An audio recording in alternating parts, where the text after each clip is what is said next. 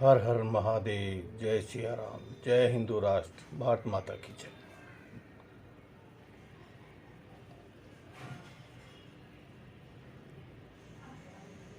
देश की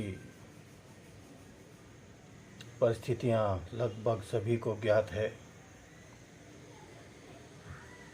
लेकिन उसके निवारण के लिए सभी राष्ट्रभक्त, धर्म योद्धा, धर्मगुरु प्रयत्नशील है। किंतु जो सेक्युलर गांधी अंधभक्तों के कीड़े हैं, दोगलों की औलादें हैं, जिनको धर्म का मात्रा समझ नहीं आता है, वो क्या धर्म पथ पर चलेंगे।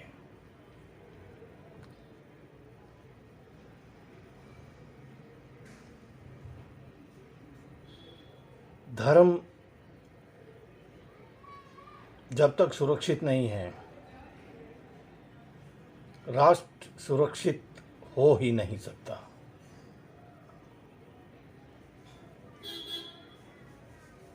क्योंकि जन्म से पहले भी धर्म है, जन्म के बाद भी धर्म है, मृत्यु के पहले भी जन्म धर्म है और मृत्यु के बाद भी धर्म है। लेकिन मृत्यु के पहले कौन सा देश है और मृत्यु के बाद कौन सा देश है, ये किसी को पता नहीं है।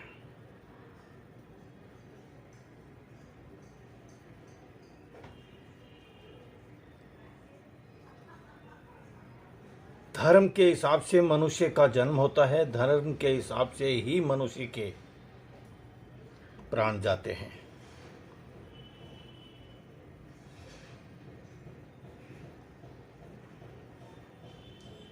यदि वह सनातनी है तो उसका हर जन्म सनातन कुल में ही होगा, चाहे वो किसी पशु के रूप में जन्म ले, चाहे किसी पक्षी के रूप में जन्म ले। और यदि वो राक्षसी है तो राक्षस कुल में ही जन्म होगा उसका। धर्म सदैव एक ही रहता है, लेकिन राष्ट्र अलग अलग हो सकते हैं। आज कुछ लोगों के द्वारा चलाया हुआ मातृ दिवस है। हमारे लिए तो प्रतिदिन मातृ दिवस रहता है। प्रतिदिन उठते और सोते माता को ही प्रणाम करके शुरुआत करते हैं। वैसे हर वर्ष मातृ दिवस की शुभकामनाएं देते हैं, लेकिन आज देने का मन नहीं हुआ, क्योंकि हमारी माता के समान भारत की मातृशक्तियां लाखों की संख्या में देश में संकटों से जूझ रही है।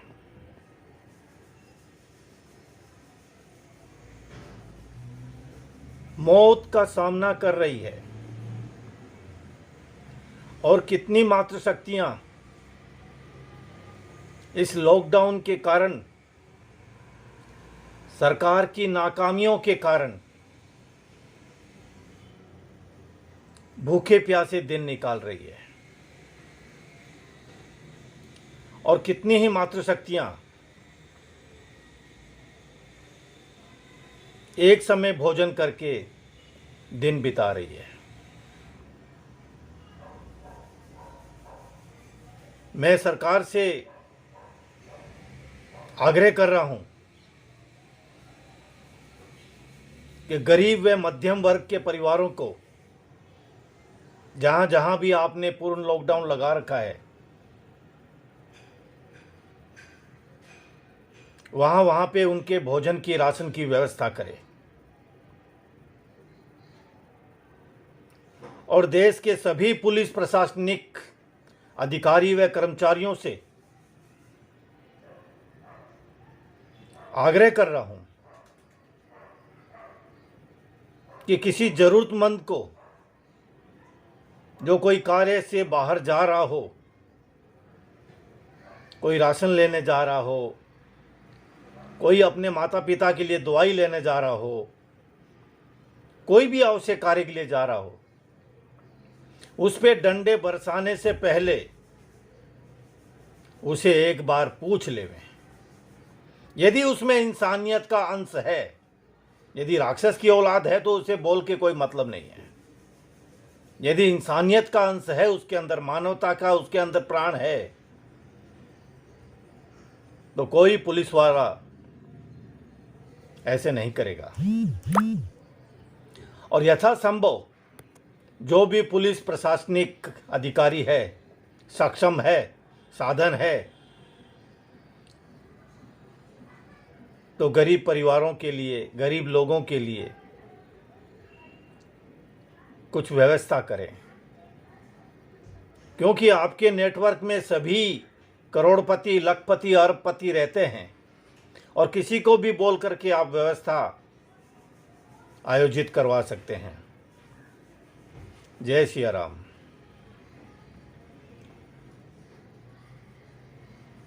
आज महाराणा प्रताप जी की भी जयंती है।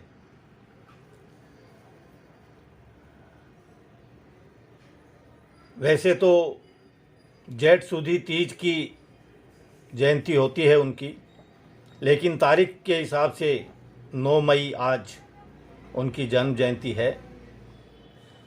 481वीं जयंती उनकी मनाई जा रही है। महाराणा प्रताप भी जब देश के शत्रुओं के साथ लड़ रहे थे,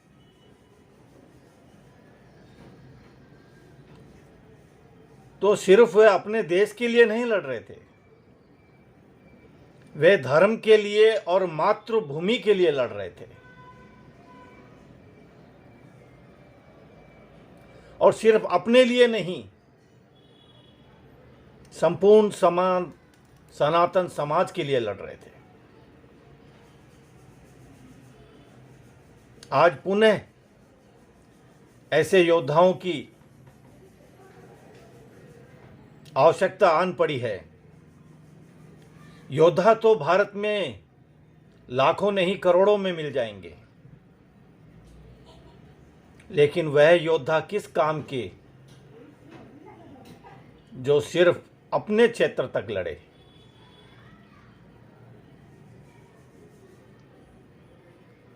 जो सिर्फ अपनी जाति तक लड़े, जो सिर्फ अपने समाज तक लड़े। पूर्ण शक्तिशाली सक्षम योद्धा वही है जो सनातन हिंदुत्व भारत के लिए लड़े। हमारी सभ्यता संस्कृति संरक्षण के लिए अपना सर्वोच्च समर्पण कर दे।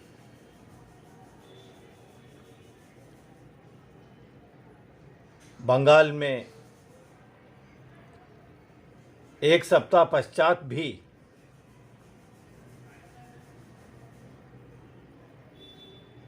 मजबूर लाचार माताओं को न्याय नहीं मिल पाया है। अभी भी ये लोग घटिया नीच राजनीति कर रहे हैं।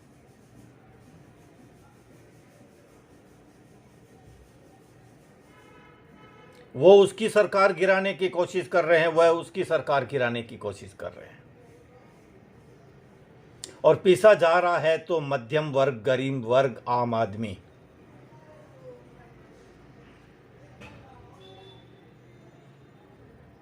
देशद्रोहियों के ऊपर, विधर्मियों के ऊपर कार्रवाई करने का कोई निर्णय नहीं ले रहा है। जिन राक्षसों ने हैवानियत की है, उनको दंडित करने का कोई निर्णय नहीं ले रहा है। मैं गृह मंत्री जी से अनुरोध करता हूं कि आपकी टीम में यदि कोई ऐसे लोग नहीं हैं तो एक बार हमें संदेश भिजवाएं।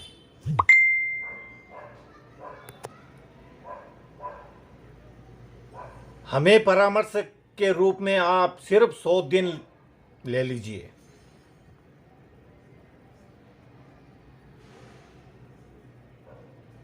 सौ दिन में लगभग कचरा साफ हो जाएगा।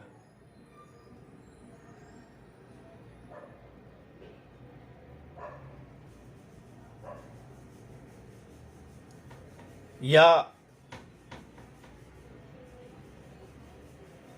10,000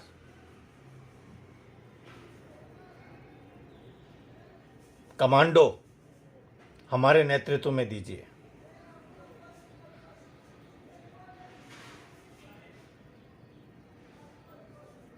बंगाल में जितने भी देशद्रोही है, गद्दार है, विधर्मी है, जो हमारे भारत के शत्रु है,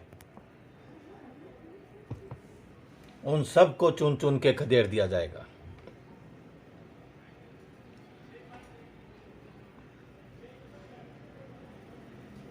यहां राजनीति का प्रश्न नहीं है, यहां भारत रक्षा का प्रश्न है, अखंड भारत का प्रश्न है, सनातन सभ्यता का प्रश्न है।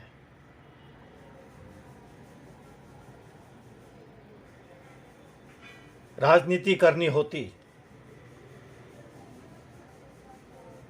तो बहुत पहले कर चुके होते, और अब तक तो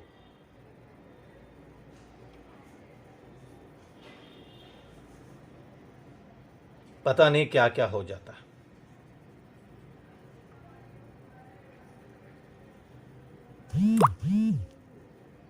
जितनी भी हत्याएं हो रही है देश में,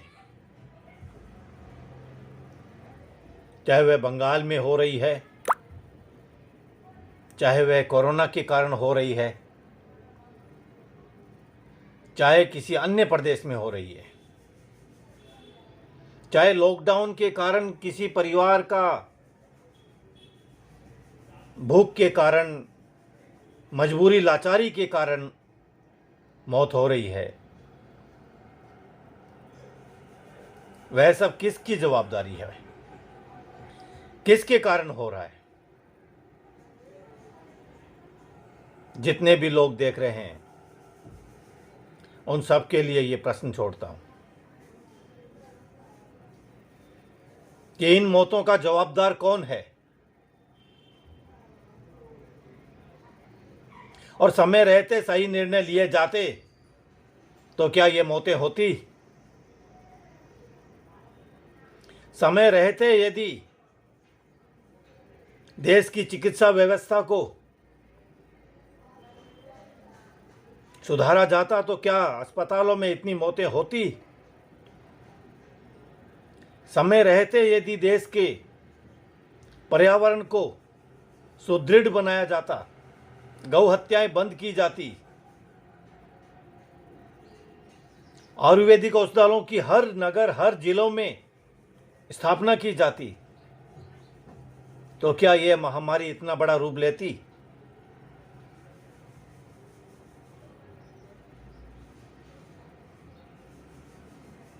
जिन विदेशियों को हम शरण दे रहे हैं, संरक्षण दे रहे हैं, क्या उनका कभी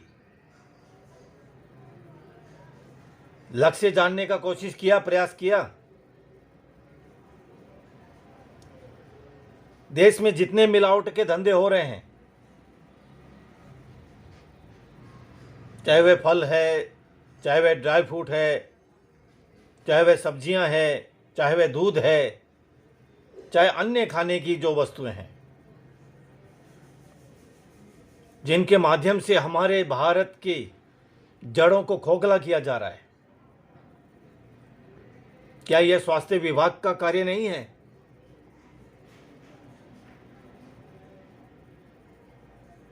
क्या यह मानव अधिकार का कार्य नहीं है?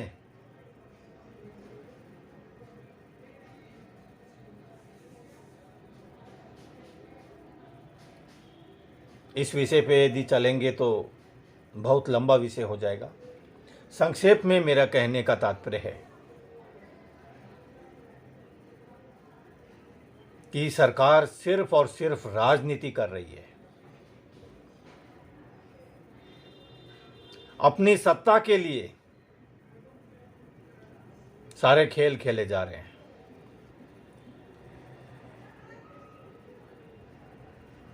कीजिए राजनीति, कोई मनाही नहीं आपको, लेकिन राजनीति के साथ में धर्म नीति, राष्ट्र नीति और समाज नीति साथ में होना अत्यंत आवश्यक है।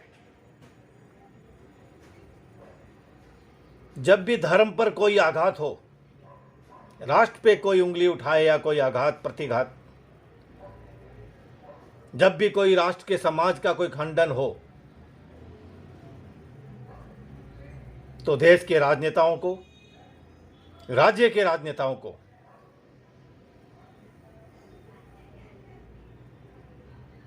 उस बीमारी को खत्म करने के लिए संयुक्त रूप से अभियान चलाना पड़ता है।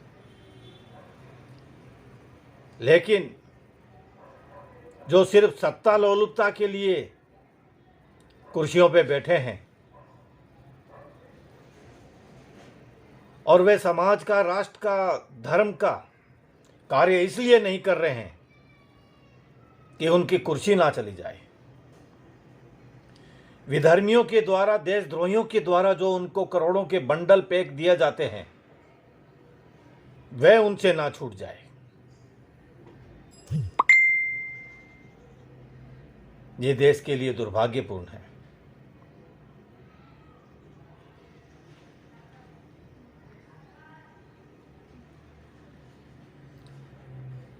बहुत समय तक देश में कांग्रेस की सरकार रही,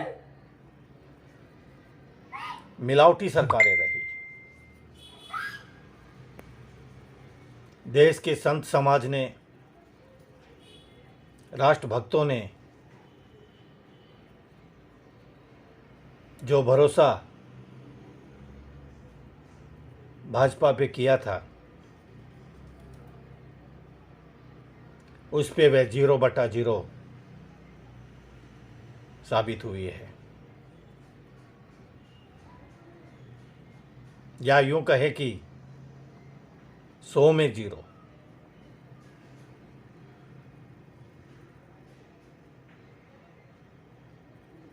सनातन सभ्यता संस्कृति संरक्षण के लिए भाजपा को लाया गया था। भारत राष्ट्र में गौ हत्या बंद करने के लिए भाजपा को लाया गया था। और लाया नहीं गया, भाजपा ने खुद वादे वचन करके लोगों का भरोसा दिलाया था।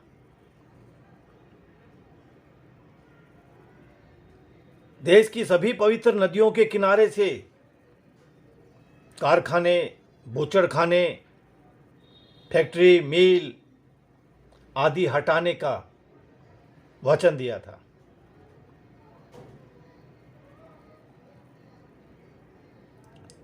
देश के तमाम घुसपैठियों को खदेड़ने के लिए मोदी जी ने वचन दिया था।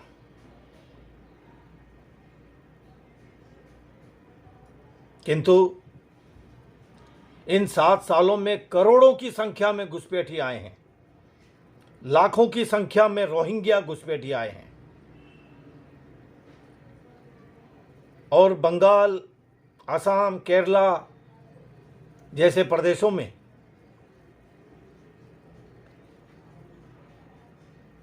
लगभग 10-12 प्रदेशों के नाम आए हुए हैं जहां जहां रोहिंग्या अपना नेटवर्क बना चुके हैं और नित्य प्रतिदिन वह कोई न कोई घटना को अंजाम दे रहे हैं। लेकिन सरकार हाथ पे हाथ धरे बैठी है।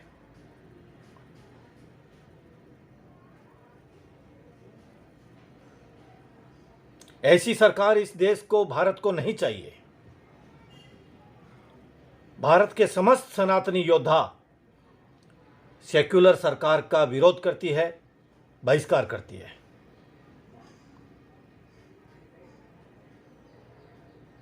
जब तक गौ हत्या मुक्त भारत ना बना दे, घुसपैठिए मुक्त भारत ना बना दे, और जितनी सप्त पवित्र नदियां हैं उनका निर्मलीकरण न कर दे,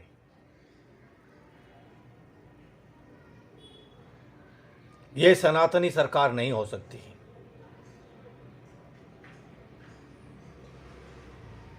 गांधीवाद की जबरदस्त छाया पड़ चुकी है इस सरकार पर। सेक्युलरिज्म का जबरदस्त चोला ओढ़ चुकी है यह सरकार।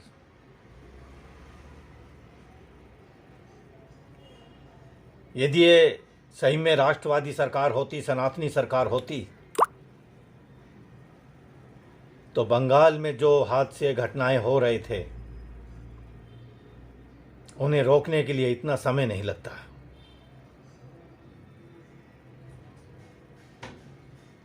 और मैं तो यह तक कहना चाहूंगा कि ममता के शपथ ग्रहण तक कोई यदि जरा सी भी घटना वहां पे करता है तो उसका जवाबदार राज्यपाल होते हैं, चुनाव आयोग होते हैं।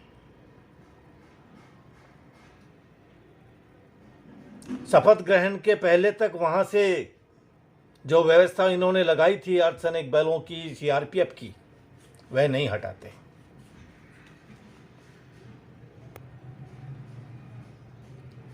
अब इनको ऐसे कौन परामर्श दे रहा है, कौन इनकी नीतियों को कर रहा है, ये अलग विषय है। लेकिन पिछले 5 वर्षों में ये समझ में आ गया है कि भारत के हिंदू समाज, हिंदू संस्थाएं, हिंदू संगठन कमज़ोर पे कमज़ोर होते जा रहे हैं। कुछ संगठन मजबूत हुए हैं, कुछ शक्तिशाली हुए हैं, तो इस साल, सवा साल के अंदर हुए हैं। और सभी संगठन अब निर्णय ले रहे हैं। जितने भी गौरक्षा संगठन हैं, जितने भी पवित्र नदियों के निर्मलीकरण के लिए संगठन है, जितने समाज सुरक्षा के संगठन है, जितने भी हिंदू राष्ट्र निर्माण को लेकर संगठन है, वह सब संगठित हो रहे हैं। और सभी से मेरा आह्वान है, आग्रह है कि शीघ्र इस पर गंभीर चिंतन मंथन करके कार्यप्रणाली शुरू की जाए।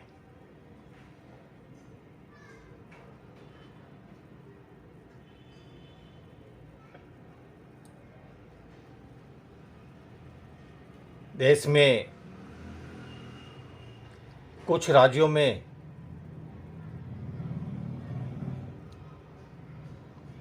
ये षड्यंत्र कुछ कम हुआ है।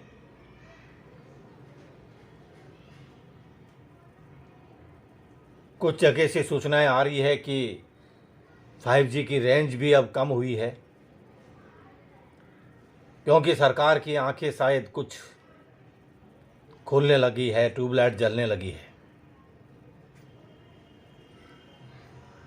जानते हैं उनके भी दिमाग है, राजनीति करते हैं कि यदि देश की जनता भड़क गई तो इनका पाटिया साफ हो जाएगा। लेकिन इन गद्दारों के जितने चमचे हैं, जितने अंधभक्त हैं, उन सब से चेतावनी है कि सेक्युलरों का यदि ज़्यादा तलवा चाटा ना तो तुम्हारा कुछ नहीं बचने वाला है।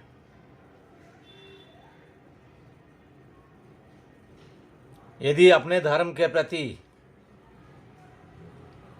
अपने पूर्वजों के प्रति, राष्ट्र के प्रति और अपने समाज के प्रति 25-50% भी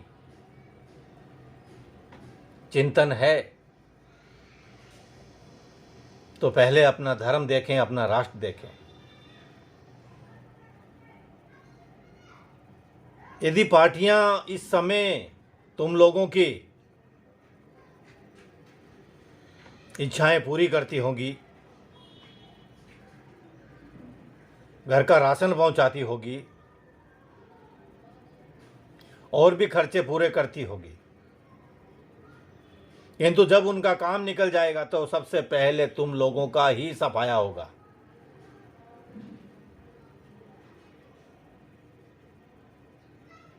इसलिए पार्टी भक्त ना बने, धर्म भक्त बने, राष्ट्र भक्त बने। समाज में संगठन बनाएं, समाज के लिए कार्य करें, लेकिन समाज को जोड़ने का कार्य करें, समाज को तोड़ने का नहीं। परिवार को जोड़ने का कार्य करें, संयुक्त परिवार का अभियान चलाएं।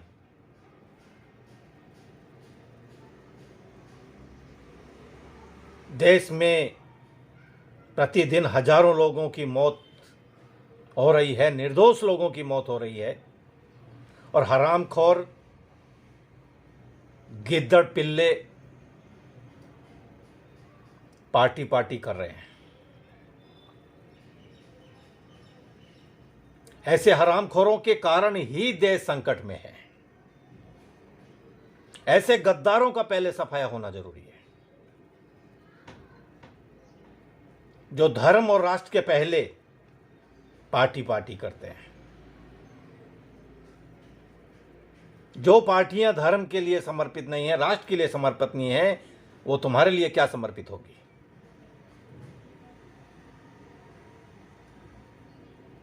यदि धर्म और राष्ट्र की जरा भी चिंता होती तो आज भारत की यह परिस्थिति नहीं होती, समाज की यह परिस्थिति नहीं होती। इसी के साथ आज के विचार संपन्न। आज का हेल्थ टिप्स।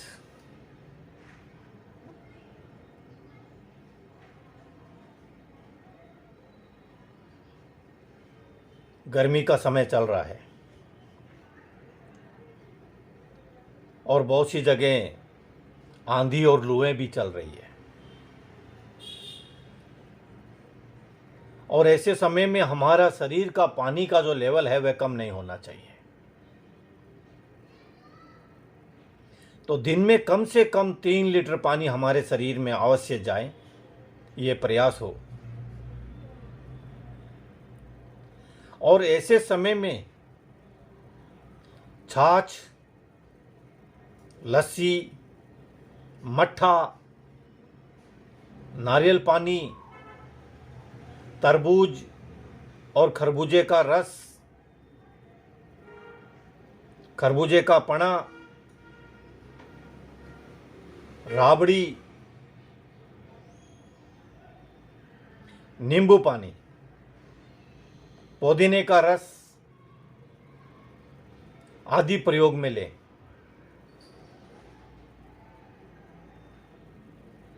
प्याज के अंदर में कई एंटीबायोटिक होते हैं।